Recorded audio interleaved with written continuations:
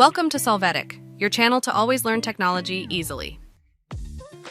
Below in the description, you will find useful links we used in this video.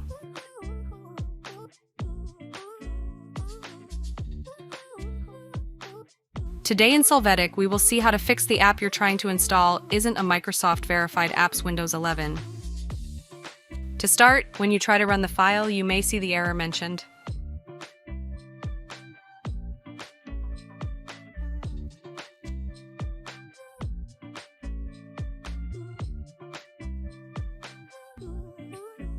To fix the error, press Start and open Settings.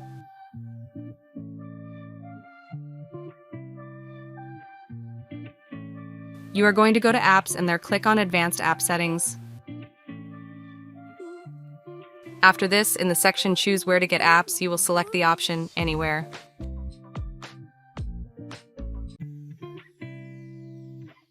Now, when you run the installation file, it will open without errors. Hey, remember to subscribe Solvetic channel.